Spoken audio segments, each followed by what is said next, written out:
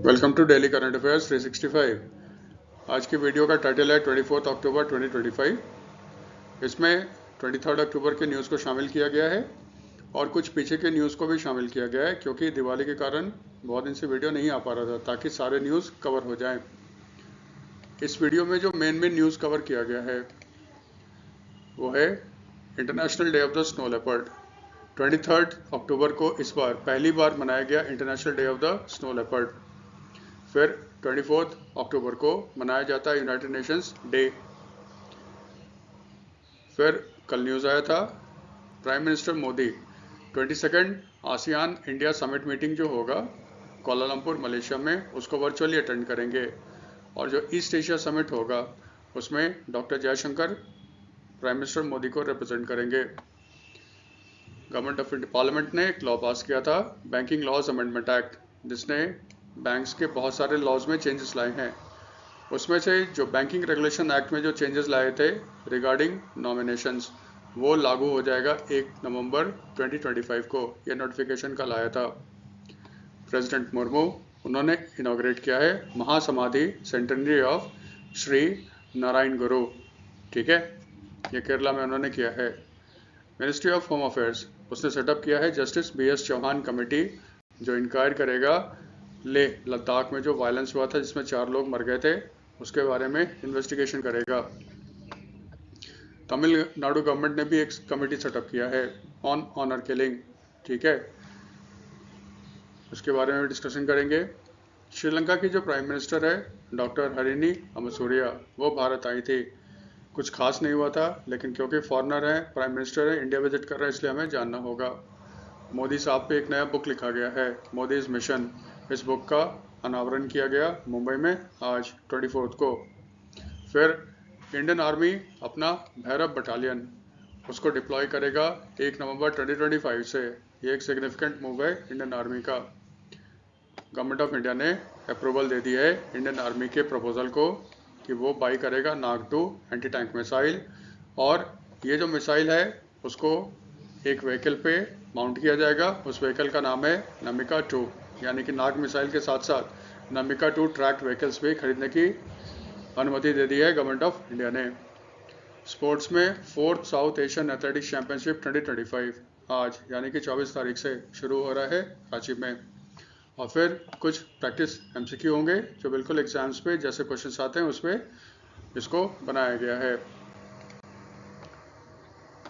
पहला न्यूज़ हमेशा की तरह हम लोग डे से स्टार्ट करेंगे। First international day of the snow leopard.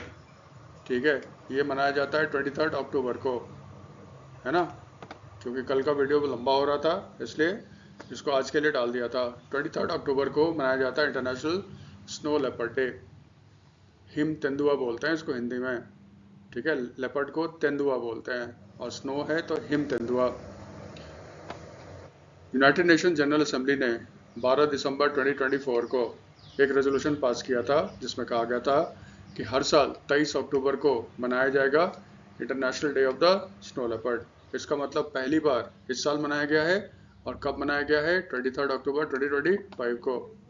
ठीक है, ये जो स्नो लेपर्ड होता है, तेंदुआ होता है, हिम तेंदुआ, उसका साइंटिफिक नेम है पैंथेरा उनसिया।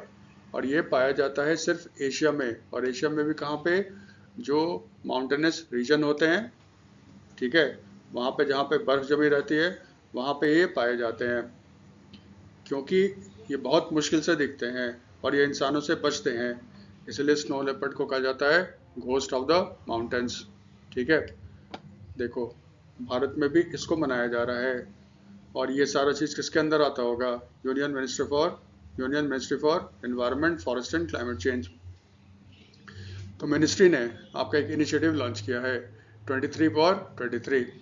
ठीक है, इसमें पीपल को इनकरेज किया जाएगा कि कम से कम आप 23 मिनट का एक्टिविटी करें ताकि आप चुस्त और तंदुरुस्त रहें, प्लस अवेयरनेस जनरेट करें about the conservation of snow leopards and their fragile habitats. Snow leopards एक इंडेंजर्ड स्पीशीज है। ठीक है, क्यों? क्लाइमेट चेंज के कारण ये स्नो पे रहते हैं और क्लाइमेट चेंज के कारण स्नो पिघल रहा है, ग्लेशियर्स टूट रहे हैं और ह्यूमन एक्टिविटी के कारण भी इनके रहने की जगह पे खतरा है। इसी के लिए उनके फ्रेजाइल हैबिटेट्स और उनके कंजर्वेशन के लिए ministry of environment, forest and climate change ने लॉन्च किया है 23 फॉर 23 इनिशिएटिव। यहाँ पे देखो, भारत में भी स्नो लेपर्ड पाए जाते हैं और स्नो लेपर्ड का सेंसस हुआ था भारत में, जिसका रिपोर्ट रिलीज किया गया था 2024 में, लास्ट ईयर, लेकिन हमारे लिए काम का है। ये जो स्नो लेपर्ड सेंसस है, जनगणना है, इसको किया था किसने? The wild life institute of India. ये देहरादून बेस्ड इंस्टीट्यूशन है ना, और ये आता है under the ministry of environment, forest and climate change के अंदर। तो wild life institute of India ने ये स्नो लेपर्ड किया, जितने सारे स्टेट्स में स्नो लेपर्ड पाए जाते हैं, plus in collaboration with nature conservation foundation Mysuru and world wide fund, ठीक है, फॉर नेचर इंडिया। तो इनके साथ मिलके ये सेंसस किया गया, 2024 में रिपोर्ट जारी किया गया, और सेंसस के हिसाब से भारत में कुल टोटल कितने लेपर्ड्स है? Snow leopards 718। सबसे ज़्यादा जो स्नो लेपर्ड है वो पाया जाता है union territory of Ladakh 477।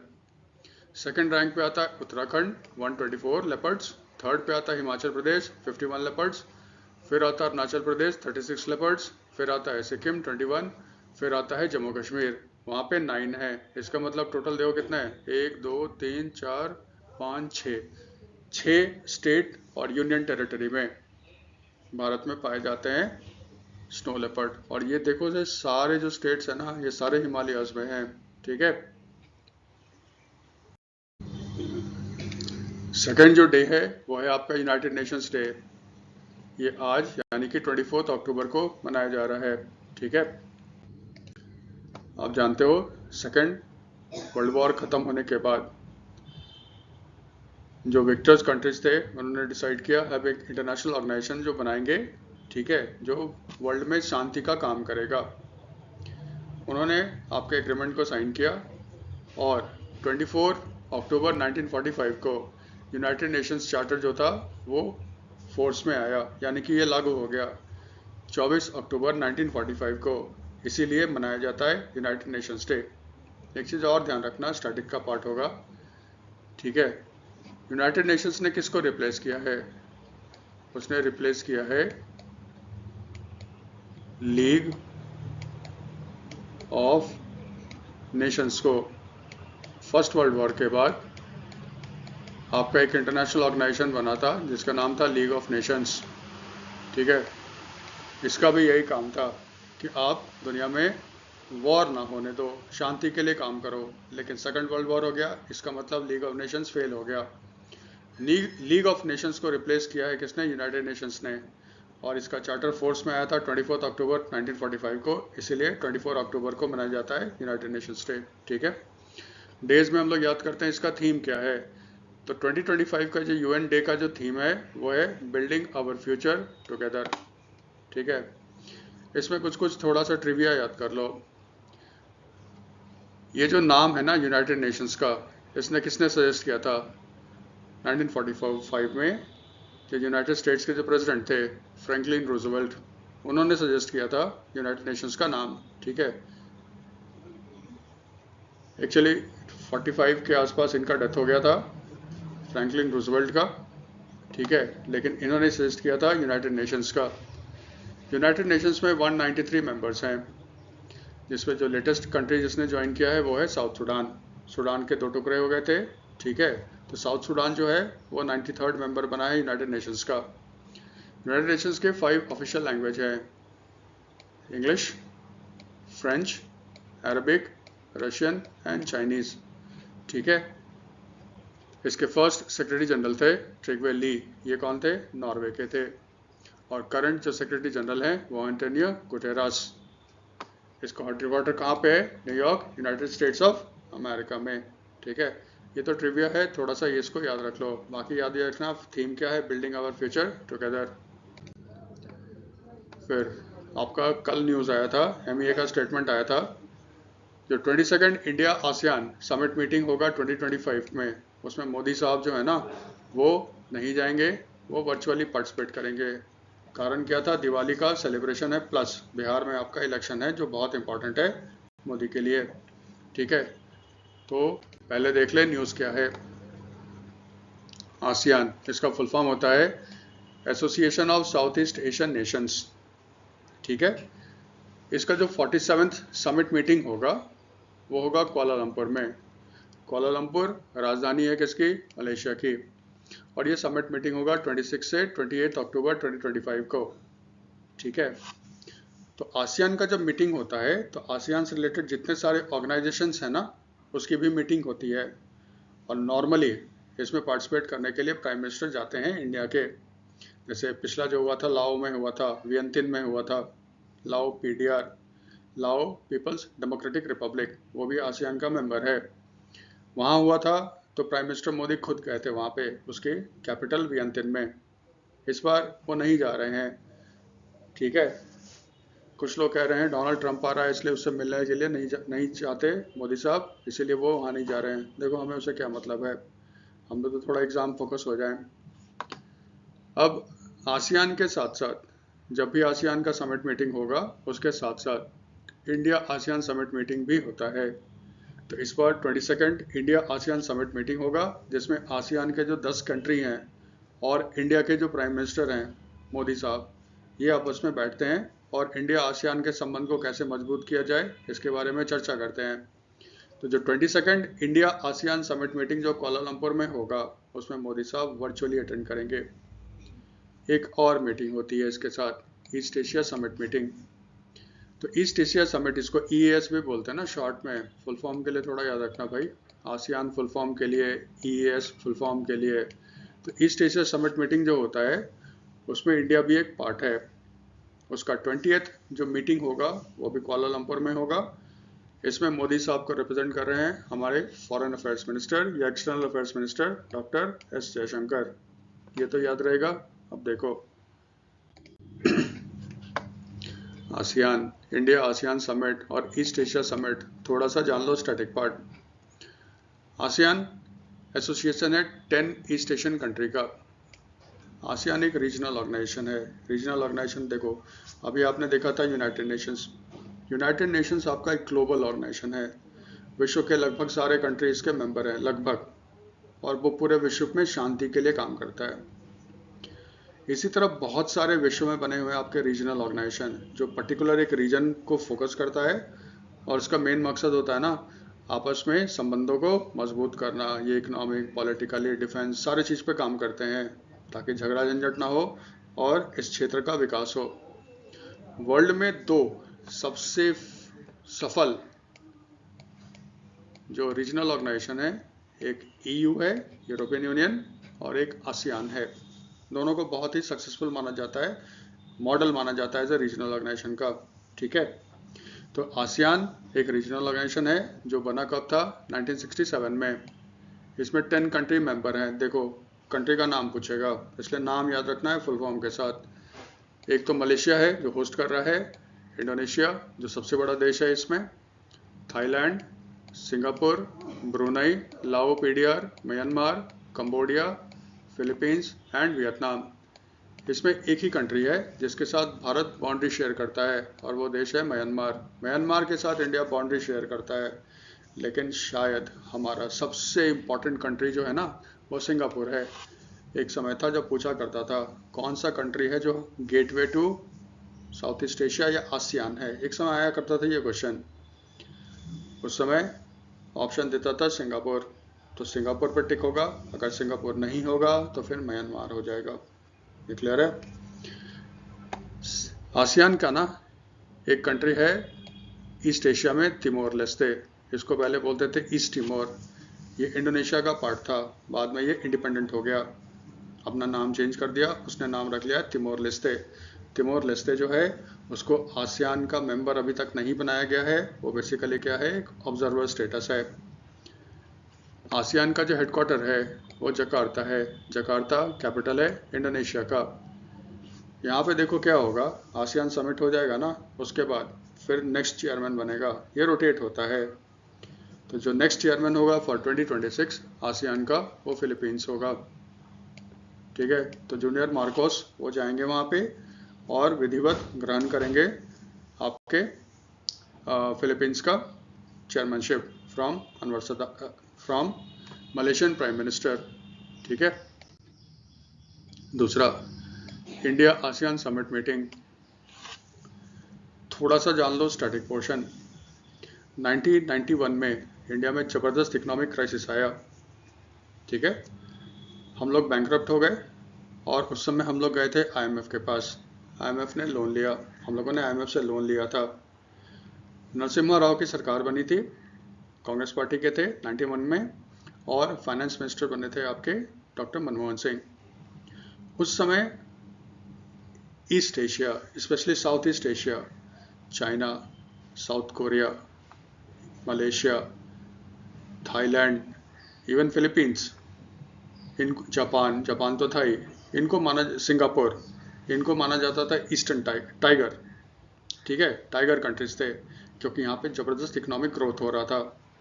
Bharat को एक इकोनॉमिक ग्रोथ का मॉडल चाहिए था और भारत को इन्वेस्टमेंट चाहिए था। इसीलिए नरसिम्हा राव ने लॉन्च किया आपका 1992 में लुक ईस्ट पॉलिसी, यानी कि अधिक उससे 91 से पहले हम लोग देखते थे किधर, रशिया, हम लोग देखते थे किधर, यूरोप के तरफ, हम लोग देखते थे किधर, यूनाइटेड स्टेट्स की तरफ। ये सारे देश हमारे वेस्ट में हैं। 91 के बाद नरसिम्हा राव की सरकार ने लॉन्च किया आपका लुक ईस्ट पॉलिसी, और इसमें प्राइम फोकस जो था ना, वो था आसियान देशों के साथ संबंध को सुधारना। 1992 में आसियान ने भारत को सेक्टरल पार्टनर का स्टेटस दिया और 1996 में इसको डायलॉग पार्टनर का स्टेटस दे दिया। 2002 में इसको और अपग्रेड किया गया और इसको दिया गया समिट लेवल। अब तो कॉम्प्रिहेंसिव स्ट्रेटेजिक पार्टनरशिप का लेवल है, टाइज है बिटवीन इंडिया एंड आसियान। तो 2002 में भारत को समिट लेवल का स्टेटस दिया गया। इसका मतलब ये हुआ, जब भी आसियान का अपना समिट मीटिंग होगा तो वो भारत के साथ भी एक समिट मीटिंग करेगा। इसीलिए देखो 2002 में ही पहला इंडिया आसियान समिट मीटिंग हुआ 2002 में नॉम पेन, जो कैपिटल है कंबोडिया का।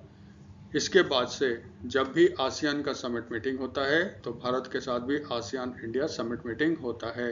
22 जो है वो कोलालंपुर में होगा, लेकिन मोदी साहब उसमें नहीं जाएंगे, वो वर्चुअली उसको पार्टिसिपेट करेंगे।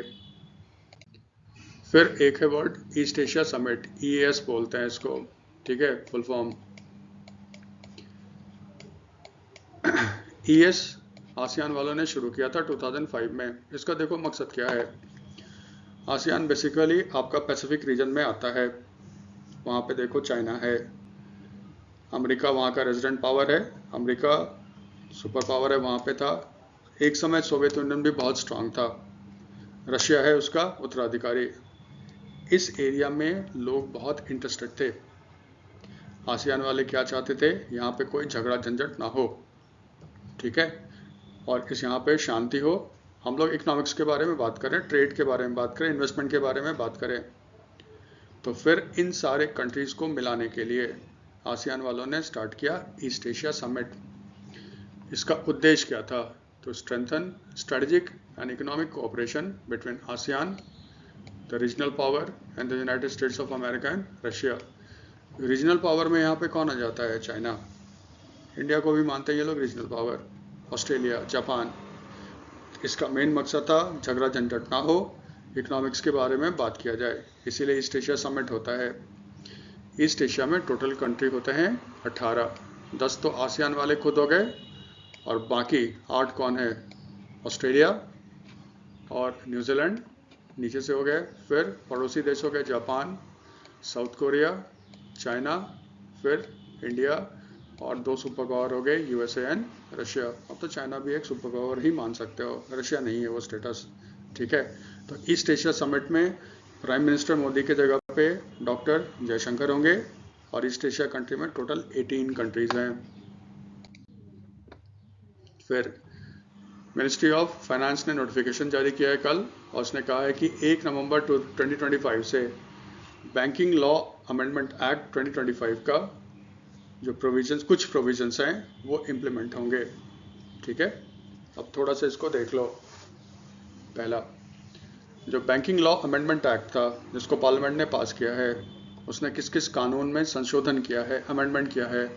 Reserve bank of India act 1934, banking regulation act 1949, state bank of India act 1955, banking companies acquisition and transfer of undertakings act 1970 and 1980। ये जो banking companies acquisition and transfer of undertaking act 1970 और 80 है ना, इसी कानून के तहत पहले 1970 में, ठीक है, 69 में सॉरी, बाद में वो ऑर्डिनेंस के थ्रू हुआ था, बाद में लॉ बन गया था, 14 प्राइवेट बैंक्स को और 1918 में 6 प्राइवेट बैंक्स को नेशनलाइज किया गया था। तो banking companies acquisition and transfer of undertaking act के तहत बैंकों का नेशनलाइजेशन किया गया था। इन कानून में संशोधन किया है banking laws amendment act. Ministry of finance का जो नोटिफिकेशन है वो कहता है जो बैंकिंग लॉ अमेंडमेंट एक्ट 2025 का सेक्शन 10, 11, 12 और 13 जो अमेंड कर रहा है बैंकिंग लॉ अमेंडमेंट, जो अमेंड कर रहा है बैंकिंग रेगुलेशन एक्ट 1949 को, वो लागू हो जाएगा 1 नवंबर 2025 को। ठीक है, तो बैंकिंग रेगुलेशन एक्ट में जो चेंजेस लाए गए थे वो 1 नवंबर से लागू होगा। और चेंजेस क्या है? ये बेसिकली नॉमिनेशन के बारे में है। नॉमिनेशन का मतलब होता है ना, जिसका अकाउंट होगा बैंक में, फिर अपना एक नॉमिनी अपॉइंट करता है। नॉमिनी देखो कोई भी हो सकता है। बैंक का एग्जाम दोगे ना, पूछते हैं नॉमिनी कौन हो सकता है। नॉमिनी ब्लड रिलेटिव भी हो सकता है, मैरिज रिलेटिव भी हो सकता है, आपकी वाइफ भी हो सकती है, या फिर कोई भी हो सकता है। तो नॉमिनी के लिए जरूरी नहीं कि आपका ब्लड रिलेशन हो या आपके फैमिली का मेंबर हो, कोई भी कर सकता है। नॉमिनीज में होता क्या है कि अगर मान लीजिए अकाउंट होल्डर का डेथ हो गया, तो फिर उस अकाउंट में जो पैसे वैसे हैं या सामान वगैरह है, उसका क्लेमेंट कौन होगा? नॉमिनी होगा। ठीक है, तो उसी में कुछ क्लैरिफिकेशन किया गया है। सबसे इम्पॉर्टेंट चीज़ क्या किया गया है, इस बार मल्टीपल नॉमिनेशंस की सुविधा दी गई है। इसका मतलब एक आदमी चाहे तो 3-4 आदमी मैक्सिमम, कितने, 4 आदमी को अपना नॉमिनी नियुक्त कर सकता है, आइदर साइमल्टेनियसली और सक्सेसिवली। साइमल्टेनियसली का मतलब क्या होता है? जैसे 4 का नाम दे दिया ना, तो फिर चारों को उसका अधिकार मिलेगा। सक्सेसिवली का मतलब क्या होता है? वो नॉमिनी कहेगा ना, पहले नंबर पे ये, दूसरे नंबर पे ये, तीसरे नंबर पे ये, चौथे नंबर पे ये। तो अगर पहला नंबर वाला नहीं होगा तो फिर दूसरे नंबर वाले को दिया जाएगा, अगर दूसरा नहीं होगा तो तीसरे को दिया जाएगा, तीसरा नहीं होगा तो चौथे को दिया जाएगा, अगर चौथा नहीं होगा तो फिर झगड़ा होगा। ठीक है, तो एक मल्टीपल नॉमिनेशन का इसमें अधिकार दिया गया है। फिर nomination for deposit accounts. Deposit accounts normally 4 होते हैं: current account, saving accounts, fixed deposits और रेकरिंग डिपॉजिट्स। तो फिर जो इन 4 डिपॉजिट्स अकाउंट्स होंगे, इसमें जो डिपॉजिटर है, जो अकाउंट होल्डर है, उसके पास ऑप्शन है वो साइमल्टेनियस या सक्सेसिव नॉमिनेशन दे सकता है। ठीक है, फिर nomination for articles in safe custody and safety lockers. Lockers जो होता है उसका भी नॉमिनेशन का प्रावधान है, उसमें सिर्फ सक्सेसिव नॉमिनेशन ही हो सकता है। इसका मतलब एक आदमी को बनाएगा नॉमिनी, अगर ये नहीं रहेगा तो फिर दूसरा, दूसरा नहीं रहेगा तो तीसरा, तीसरा नहीं रहेगा तो चौथा। इसमें साइमल्टेनियस का प्रोविजन नहीं है। फिर अगर वो साइमल्टेनियस नॉमिनेशन करता है, ठीक है, वो सिर्फ डिपॉजिट अकाउंट्स में होगा, यानी current account, saving account, FD और आरडी में होगा। 4 आदमी को वो नॉमिनेट कर सकता है और उसको स्पेसिफाई करना पड़ेगा परसेंटेज। जैसे एक आदमी के अकाउंट में मान लो 1000 रुपये है, उसने 4 आदमी को किया, 4 बेटे को किया, मान लो 4 बेटे हैं, 4 को उसने नॉमिनेट किया, और वो ये कहता है ना कि ये साइमल्टेनियस नॉमिनेशन है, तो फिर उस आदमी को बताना पड़ेगा। ठीक है, उस आदमी को बताना पड़ेगा, अगर उसकी मृत्यु हो जाती है तो फिर उस 4 बेटे में ये पैसे कैसे बटेंगे, उसको ये बताना पड़ेगा। किसी को कह सकता है 10%, किसी को कह सकता है 30%, किसी को कह सकता है 40%, किसी को कह सकता है वो आपका 20%। सिर्फ यही देखना होगा, कुल मिला के 100% होना चाहिए। ठीक है, यही चेंज। तो पहला चेंज क्या हो गया, आप 4 आदमी को नॉमिनेट कर सकते हो। नॉमिनेशन जो होता है सक्सेसिव हो सकता है या फिर साइमल्टेनियस हो सकता है। साइमल्टेनियस या सक्सेसिव नॉमिनेशन जो होगा वो डिपॉजिट्स पे होगा। डिपॉजिट मतलब current account, saving account, FD और आरडी पे होगा। लेकिन जो सेफ्टी लॉकर्स हैं उसमें सिर्फ सक्सेसिव नॉमिनेशन ही होंगे। ठीक है, यही ध्यान रखना, जरूर आएगा ये क्वेश्चन। फिर उसने दिया है सक्सेसिव नॉमिनेशन, ये तो फिर वही है ना, कि अगर एक मर गया तो फिर दूसरे को मिलेगा, तो फिर तीसरे को मिलेगा, यही है, इसमें कोई एक्सप्लेनेशन की बात नहीं है। प्रेसिडेंट द्रौपदी मुर्मू, उन्होंने इनॉग्रेट किया है महासमाधि सेंटेनरी ऑफ श्री नारायण गुरु। ठीक है, ये है श्री नारायण गुरु, केरला के बहुत famous saint, philosopher and social reformer, और इनको तो आप जानते हो, ये भारत की राष्ट्रपति हैं द्रौपदी मुर्मू। ये जो आपका महासमाधि सेंटेनरी समारोह हो रहा है, वो हो रहा है आपका शिवगिरी मठ। शिवगिरी मठ कहाँ है? वर्कला, तिरुवनंतपुरम, केरला। तिरुवनंतपुरम आप जानते हो केरला की राजधानी है, इसको पहले त्रिवेंद्रम के नाम से जानते थे। ये जो शिवगिरी मठ है, इसकी स्थापना वर्कला में खुद श्री नारायण गुरु ने किया था, इन 1904 किया था। ये एक्चुअली देखो हैं कौन, श्री नारायण गुरु, ये हिस्टोरिकल फिगर हैं। ठीक है, केरला में कास्ट है एजवा कास्ट, और ये कास्ट जो है ना, ये टोडी टैपर्स के नाम से फेमस है, या आप समझ लो इनका जो मेन काम था ना, वो टोडी टैपर्स का था। टोडी टैपर्स का मतलब होता है ना, आप देखोगे जैसे ताड़ का पेड़ होता है, ठीक है, उसमें उसके जो रस होते हैं, देखिएगा ना, एक मटका सा लगा देते हैं, उसमें रस होता है, उसको हिंदी में ताड़ी बोलते हैं। ताड़ी एक टॉक्सिक, ये कहते हैं लिकर के रूप में भी इस्तेमाल किया जाता है। ये बेसिकली वही ताड़ी वाले काम करते थे। बाद में श्री नारायण गुरु ने कहा कि हम कास्ट के विरुद्ध, हम कास्ट का जो डिस्क्रिमिनेशन है उसको नहीं मानते, और उन्होंने एक स्लोगन दिया था। स्लोगन का नाम था one cast, one religion, one God for all. ये जितने भी आपके एग्ज़ाम होते हैं ना, एसएससी, पीसीएस के, या फिर यूपीएससी, जहाँ पे हिस्ट्री से क्वेश्चन पूछे जाते हैं, ये सब बहुत पूछा जाता है। One cast, one religion, one God for all, ये किसने दिया था? ये स्लोगन दिया था श्री नारायण गुरु। उन्होंने कहा कि एक ही कास्ट है, एक ही धर्म और एक ही भगवान है, और इन्होंने खुद एक शिव मंदिर की स्थापना की थी। इनको शिव मंदिर वगैरह बनाने की इजाज़त नहीं थी। ठीक है, फिर इन्होंने एक संस्था बनाई, एसएनडीपी। एसएनडीपी का मतलब होता है श्री नारायण धर्म परिपालन योगम। इन्होंने इसकी स्थापना की, और इनको एक केरला का बहुत ही सोशल रिफॉर्मर माना जाता है, श्री नारायण गुरु।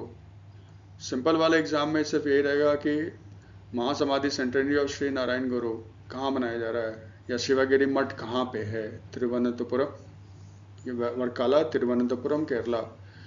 थोड़ा सा दूसरे तरह का एग्जाम दोगे तो एजवा कास्ट से थे। One cast, one religion, one God का स्लोगन किसने दिया? एसएनडीपी, श्री नारायण धर्म परिपालन योगम। ये किसने कहा था? श्री नारायण गुरु का स्लोगन था।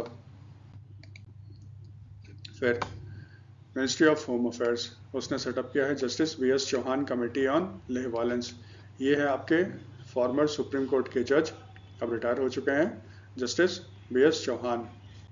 ठीक है, यहाँ पे देखो क्या हुआ था, 24 सितंबर को 2025 को लेह में तो प्रोटेस्ट चल ही रहा था। ठीक है, और प्रोटेस्ट को लीड करने वाले में से एक थे सोनम वांगचुक।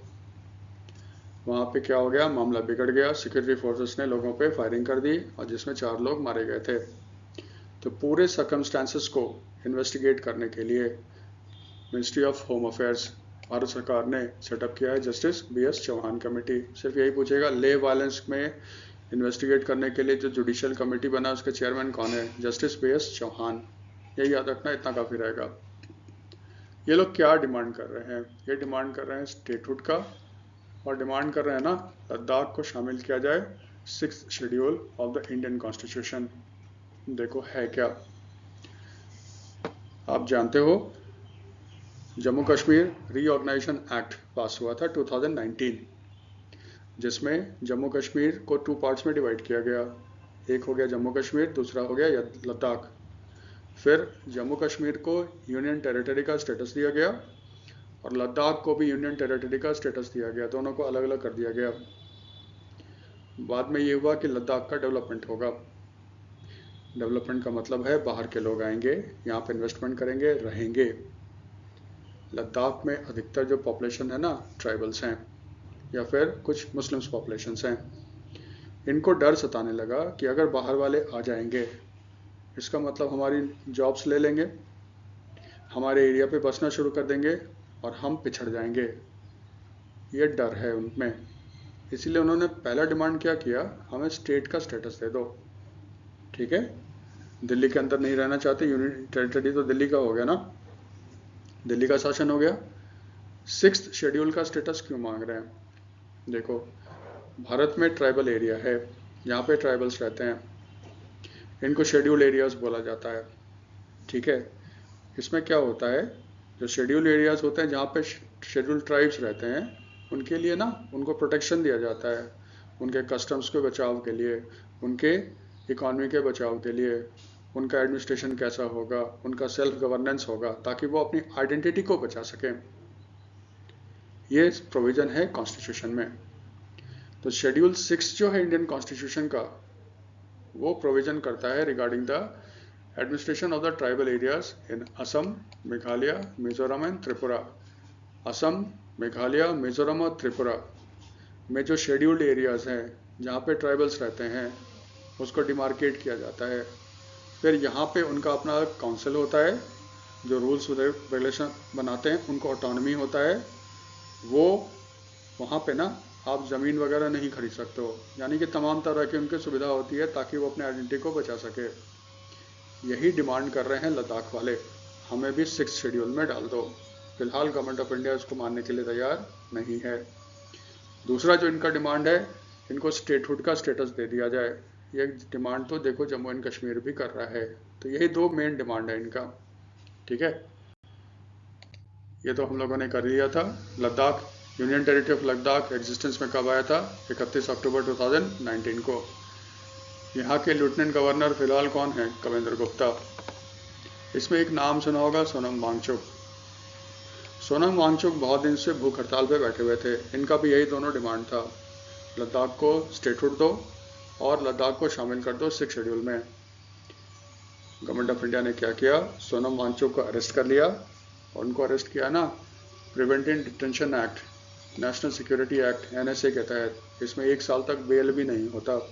ठीक है, तो बहुत ही स्ट्रिंजेंट एक्ट है ये। उसके तहत सोनम वांगचुक को गवर्नमेंट ऑफ इंडिया ने अरेस्ट कर लिया है।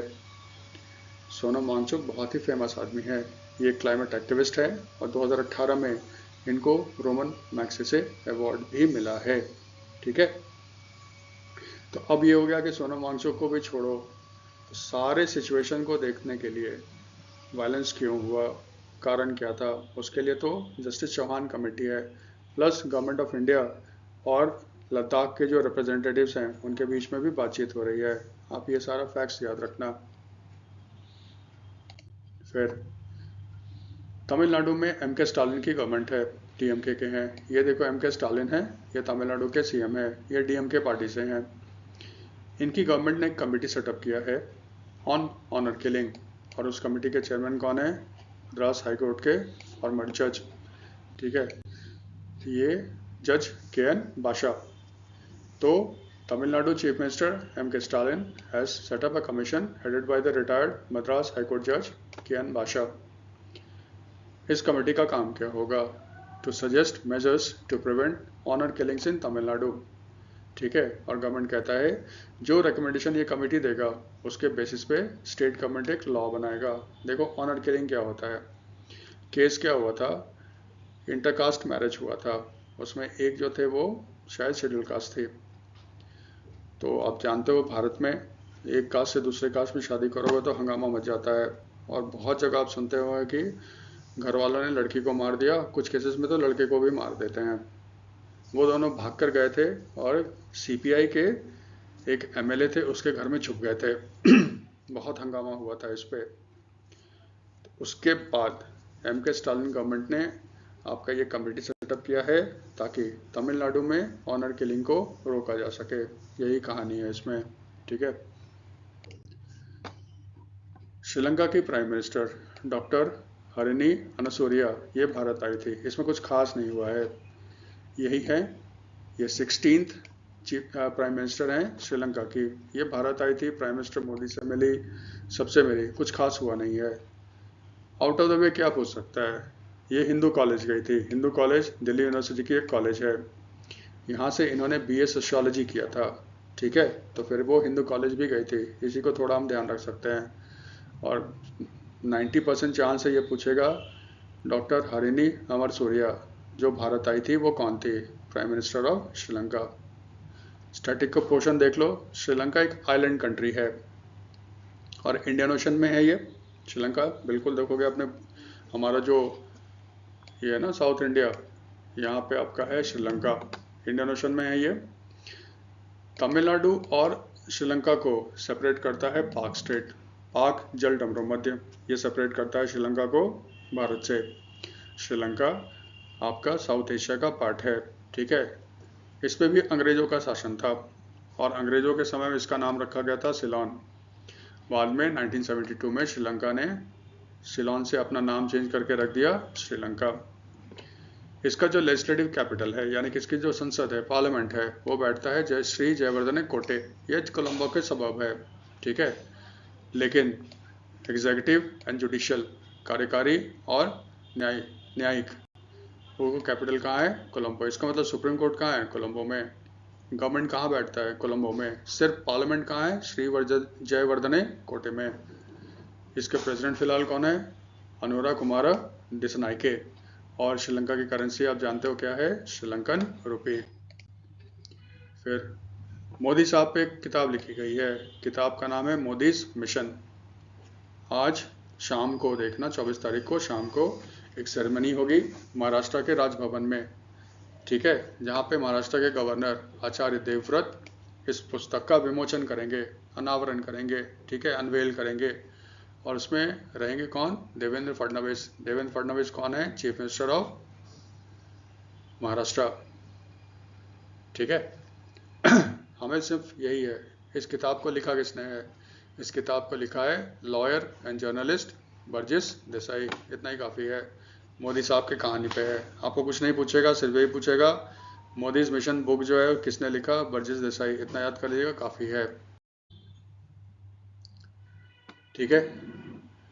इंडियन आर्मी ने अनाउंस किया है उसका जो न्यूली रेज भैरव बटालियन है उसको 1 नवंबर 2025 से डिप्लॉय किया जाएगा। एक तो बैंकिंग वाला हो गया और दूसरा हो गया 1 नवंबर को भैरव बटालियन। देखो भैरव बटालियन है क्या? आर्मी के पास अलग अलग बटालियन है, ठीक है, और आर्मी के पास एक कमांडो फोर्स है, उसको स्पेशल फोर्स बोलते हैं, है ना, उसको स्पेशल फोर्स बोलते हैं। स्पेशल फोर्स में जो होता है वो आर्मी के ही डिप्यूटेशन, आर्मी के ही पर्सनल होते हैं, डिप्यूटेशन पे जाते हैं, लेकिन उनकी ट्रेनिंग थोड़ी अलग होती है और ये माना जाता है ये एक लेवल ऊपर है जो नॉर्मल आर्मी में पर्सनल हैं, स्पेशल फोर्स वाले। ऑपरेशन सिंदूर के बाद गवर्नमेंट को रियलाइज़ हुआ कि आर्मी का जो लेवल है ना उसको थोड़ा और बढ़ाना होगा, क्योंकि काउंटर टेररिस्ट ऑपरेशंस में स्पेशल फोर्स आते हैं, ठीक है, और पाकिस्तान के साथ अगर देखें तो फिर काउंटर टेररिज्म के लिए इस तरह के फोर्सेस की ज़रूरत बढ़ेगी। और भारत सरकार चीन पे भी ध्यान रख रहा है कि इनको ना ऐसा ट्रेन किया जाएगा कि ये आर्मी के जो चीन का अगर मान लो एनिमी है तो उसके जो फोर्सेस है ना उसके पीछे इनको डिप्लॉय किया जाएगा ताकि ये सेबोटाज वगैरह कर सके और चीन के एफर्ट को कमज़ोर कर सके, वॉर को। इसीलिए गवर्नमेंट ने डिसाइड किया आर्मी में एक भैरव बटालियन रेज किया जाएगा जिसमें 250 पर्सनल होंगे। और इनको कहाँ से लाया जाएगा? आर्मी का जो artillery, signal, infantry and air defence जो है, तो आर्मी का जो artillery, signal, infantry and air defence battalions है वहाँ से लोगों को लाया जाएगा और इनको मिला के बनाया जाएगा एक भैरव बटालियन। आर्मी का प्लान है ये 25 ऐसे बटालियंस को रेज करेगा और ये ब्रिज करेगा gap between the special forces and the normal infantry battalion, ठीक है। इसी के लिए इसको बनाया गया है और डिप्लॉय कहाँ किया जाएगा? पाकिस्तान चाइना बॉर्डर पे ही किया जाएगा ऑब्वियसली। उसी में न्यूज़ था कि आर्मी जो है ना अश्नी प्लाटून्स भी रेज कर रहा है। बटालियन से छोटा होता है प्लेटून। प्लेटून में 25 से 50 आदमी हो सकते हैं, ठीक है। तो ये एक बटालियन का ही पार्ट होगा। अश्नी जो होगा ना वो इन्फेंट्री का पार्ट होगा, जो रिस्पॉन्सिबल होगा इसके लिए, ड्रोन ऑपरेशंस के लिए।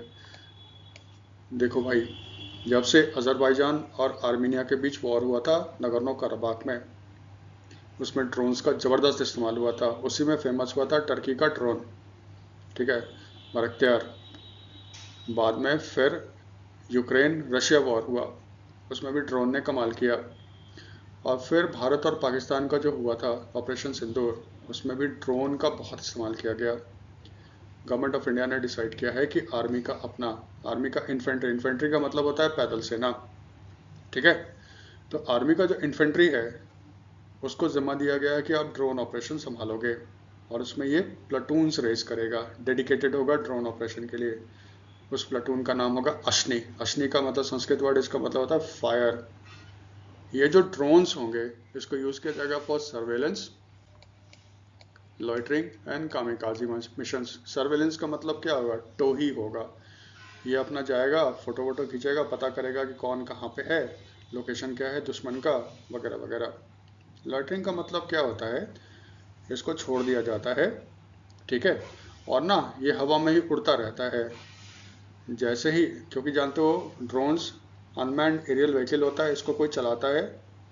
तो लोटरिंग जो ड्रोन होगा वो हवा में उड़ता रहेगा दुश्मन के एरिया में, और इसको जो ऑपरेट कर रहा है, जहाँ पे उसको कोई टारगेट दिखेगा वो क्या करेगा, बस वहाँ से उसको फायर करना शुरू कर देगा ड्रोन से। उसको बोलते हैं लोटरिंग ड्रोन्स। कामिकाजी, कामिकाजी वर्ड जो है जापानीज है। सेकेंड वर्ल्ड वॉर के समय क्या होता था, जापान का तो झगड़ा, अटैक किया था किस पे, यूएस पे, पर्ल हार्बर। फिल्म भी बना है, सुना होगा आपने। तो जापान के पायलट, फाइटर पायलट्स क्या करते थे, पहले अपना एमिनेशन यूज़ करते थे। उस समय तो देखो मिसाइल वगैरह था नहीं, इनके पास गन हुआ करता था, ठीक है। गन से फायर करते थे, और जब सब खत्म हो जाता था तो फिर वो क्या करते थे, अपने प्लेन को ना अमेरिकन वॉरशिप्स के साथ टकरा देते थे, सुसाइड करते थे। उसको बोलते थे कामिकाजी। तो ये सुसाइड ड्रोन्स है जो सीधा उड़ता है और सीधा जाके आर्मी के, सॉरी एनिमी के टारगेट पे जाके गिरता है। इसको बोलते हैं कामिकाजी मिशंस। तो कामिकाजी जापानीज वर्ड है जिसका मतलब होता है सुसाइड, ठीक है। अश्नी याद रखना, होपफुली कामिकाजी लॉटरिंग ये आपको क्लियर हो गया होगा। गवर्नमेंट ऑफ इंडिया ने इंडियन आर्मी का प्रपोजल क्लियर कर दिया है, जिसमें वो बाई करेगा नाग 2 एंटी टैंक मिसाइल और उसको कैरी करने वाला नमाइका 2 ट्रैक्ड व्हीकल। ये देखो, ये है आपका नाग एंटी टैंक मिसाइल, और ये वो गाड़ी है जिसपे इस मिसाइल को कैरी किया जाएगा। ये देख रहे हो, यहाँ से मिसाइल छूटेंगे। पहले थोड़ा सा जान लो कितना नाग खरीद रहा है, वो सब हमारे काम का नहीं है। वैसे कितना है, 2408 नाग 2 missile and 107 Namika 2 tracked vehicles. Nag missile क्या है, ये third generation anti tank missile है, यही याद रखना है। ये एंटी टैंक मिसाइल है with fire and forget top attack capability. Top attack का मतलब होता है ना, जो दुश्मन का टैंक होता है, जैसे ये टैंक है ना, उसका ये पोर्शन देखो निकला होता है, इसी से आदमी घुसते हैं मशीन के अंदर। टैंक इसमें हैवी आर्मर्स होते हैं, लेकिन ये जो पोर्शन होता है ना, ये सबसे कमज़ोर एरिया होता है किसी भी टैंक का। तो नाग में कैपेबिलिटी क्या होगा, इसको फायर कर दो, टारगेट सेट कर दो, और जैसे ये टारगेट के पास आएगा नाग मिसाइल इसके टॉप पे ही हिट करेगा, जिससे कि ये टैंक या तो डिस्ट्रॉय हो जाएगा या इमोबिलाइज हो जाएगा। इमोबिलाइज का मतलब है ये फर्दर यूज़ के लायक नहीं होगा। इसी को कहते हैं टॉप अटैक कैपेबिलिटी। इसका मिनिमम रेंज होगा 500 मीटर और मैक्सिमम होगा 4 किलोमीटर, ठीक है। नाग, ये जो नाग 2 मिसाइल है ना, इसको फायर किया जाएगा फ्रॉम नमाइका। नमाइका होता है नाग मिसाइल कैरियर, जो आपने देखा था। ये बेसिकली क्या है, एक मॉडिफाइड BMP-2 सारथ इन्फेंट्री कॉम्बैट व्हीकल है। ये ना आर्मर्ड व्हीकल्स है, ठीक है। ये टैंक नहीं होते, ये भी आपके गाड़ी जैसे होते हैं, आर्मर्ड होते हैं, ठीक है। इसमें भी गन्स वगैरह लगे रहते हैं, और ये अधिकतर ना ट्रूप्स वगैरह को कैरी करता है। तो ये जो रशियन है ना BMP, ये रशियन वर्ड है, ये रशिया ने हमें सप्लाई किया है। भारत में उसका नाम रख दिया गया है सारथ। उसी को मॉडिफाई करके नमाइका बनाया गया है और उसके द्वारा नाग 2 मिसाइल को छोड़ा जाएगा। एक और याद रखना, नाग मिसाइल जो है एंटी टैंक मिसाइल है, इसको हेलीकॉप्टर से भी छोड़ा जा सकता है। हेलीकॉप्टर से जो छोड़ा जाता है उसका नाम रखा है हेलिना, हेलीकॉप्टर फायर्ड नाग मिसाइल। ठीक है, इसको हमारे देश में जो एडवांस्ड लाइट हेलीकॉप्टर है ध्रुव, ठीक है, इसको ध्रुव हेलीकॉप्टर से छोड़ा जा सकता है। तो ध्रुव से जो एंटी टैंक मिसाइल होता है उसको हेलिना कहते हैं। उसका रेंज भी 8 किलोमीटर होता है, जबकि नाग 2 का रेंज देखो कितना है, 4 किलोमीटर। और ये जो नाग 2 है ना, वो हेलिना से अलग है, क्योंकि इसको माउंट किया जाएगा किस पे, नमिका यानी कि नाग मिसाइल कैरियर पे। आप जानते हो इसको डेवलप किसने किया है, DRDO, defence research and development organisation, जिसके अभी चेयरमैन कौन है, डॉक्टर समीर कामत। इसने टेक्नोलॉजी डेवलप किया और ट्रांसफ़र कर दिया किसको, भारत डायनामिक्स लिमिटेड को। तो मिसाइल का मैन्युफैक्चरिंग का काम कौन करेगा, भारत डायनामिक्स लिमिटेड। ये गवर्नमेंट ऑफ इंडिया की कंपनी है और इसका हेडक्वार्टर कहाँ पे है, हैदराबाद। हैदराबाद किसकी राजधानी है, तेलंगाना की। फिर स्पोर्ट्स में 4th south Asian athletics championship आज शुरू हो रहा है रांची में। ठीक है, ये 24 से 26 अक्टूबर चलेगा। कहाँ पे होगा, बिरसा मुंडा एथलेटिक्स स्टेडियम, मोराबादी, ये रांची में ही है, झारखंड में। स्टेडियम का नाम है बिरसा मुंडा एथलेटिक्स स्टेडियम। इसका शाम को आज इनॉग्रेशन होगा और इनॉग्रेशन करेंगे झारखंड के CM हेमंत सोरेन। इसका मैस्कॉट क्या है, डालमा, ये एक एलिफेंट है। ठीक है, इसमें 206 एथलीट्स पार्टिसिपेट कर रहे हैं 6 कंट्री से, इंडिया, श्रीलंका, बांग्लादेश, नेपाल, भूटान और मालदीव्स। साउथ एशिया में 7वां कंट्री है आपका पाकिस्तान। लेकिन आप जानते हो पाकिस्तान के साथ अभी तो मैं बहुत हो रही है। पाकिस्तान की टीम नहीं आ रही है, तो सिर्फ 6 देश आ रहे हैं, इंडिया, श्रीलंका, बांग्लादेश, नेपाल, भूटान और मालदीव्स। टोटल जो मेडल इवेंट्स होंगे वो 37 होंगे। ठीक है, तो ऑर्गेनाइज़र कौन है, इसको जॉइंटली ऑर्गेनाइज कर रहा है athletic federation of India, Jharkhand Olympic association and Jharkhand government. इसमें याद क्या रखना, कहाँ पे हो रहा है, रांची। मैस्कॉट क्या है, दालमा। ऑर्गेनाइजर कौन है, 3 athletic federation of India, Jharkhand Olympic association, Jharkhand community. और फिर इसको इनॉग्रेट कौन करेगा, थोड़ा सा जान ले साउथ एशियन एथलेटिक चैंपियनशिप के बारे में। जो पहला एडिशन था वो 1997 में हुआ था, उसको होस्ट किया था इंडिया ने। सेकंड जो हुआ था वो श्रीलंका में हुआ था 1998 में। फिर 10 साल के गैप के बाद थर्ड जो हुआ था वो कोची केरला में हुआ था 2008 में। 2008 जो कोची केरला में हुआ था उसमें Bharat no doubt medal tallies में टॉप किया था। भारत ने जीते थे 57 मेडल्स, जिसमें से 24 गोल्ड्स थे, 19 सिल्वर्स थे और 14 ब्रॉन्ज मेडल्स थे। ठीक है, इसका मतलब देखो 2008 में हुआ और अब 2025 में हो रहा है। इसका मतलब ये कितने गैप के बाद हो रहा है, 17 ईयर्स के गैप के बाद हो रहा है। हो सकता है आपको ये भी पूछे जो साउथ एशियन एथलेटिक चैंपियनशिप है वो कितने सालों के बाद हो रहा है, तो हमारा आंसर क्या होगा, 17 ईयर्स। ये सारे आज के न्यूज़ थे। ठीक है, अब थोड़ा सा MCQ सेक्शंस भी देख लेते हैं। Question number 1, who is doctor Harini Amarasuriya who visited India recently. Option A है prime minister of Sri Lanka, B elected president of the United Nations General Assembly, C chief economist of World Bank, D foreign minister of Sri Lanka, E none of these. Doctor Harini अमासूरिया,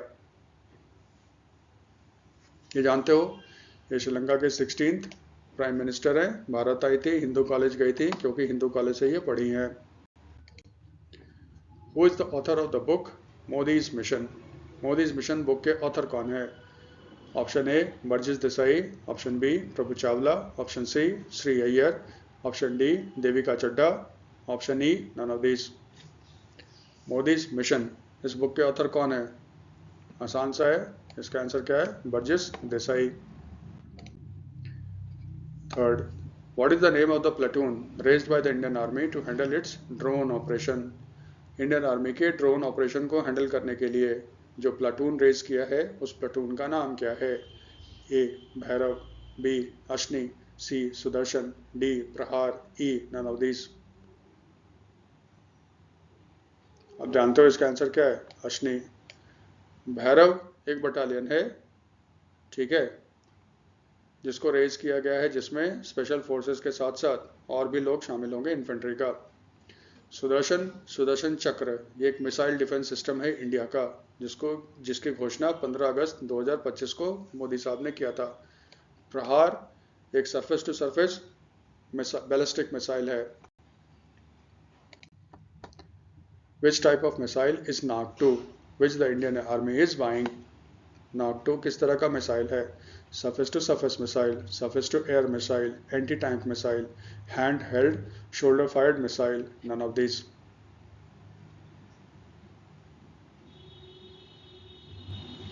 आप जानते हो ये क्या है? Anti tank missile है, ठीक है। Which of the following regarding the snow leopard in India is not correct? Not correct, ध्यान रखना। The first snow leopard population assessment in India was conducted between 2019 to 2023. B. There are 718 snow leopards in India with the highest population in Ladakh. C. Snow leopards are found in 3 states and 2 union territories. D. Snow leopards are also known as the ghost of the mountains. E. None of these.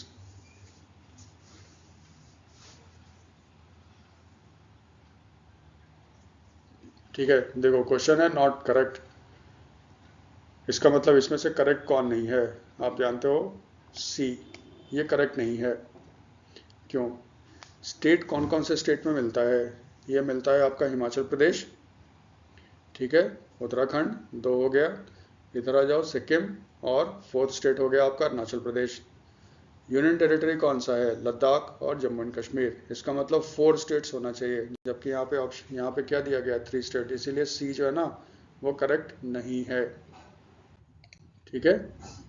आज के video में ज़्यादा news नहीं था, यही काम के news थे। इसके एमसीक्यूज़ भी आपको अपलोड कर दिए जाएंगे, वो लिंक आपके वीडियो के नीचे देख लेना, वहाँ पे होगा, उसको आप डाउनलोड कर लो और प्रैक्टिस कर लो। अगर आपको ये वीडियो अच्छा लगता है तो इसको आप थोड़ा सा शेयर करो, ठीक है। Thanks for watching.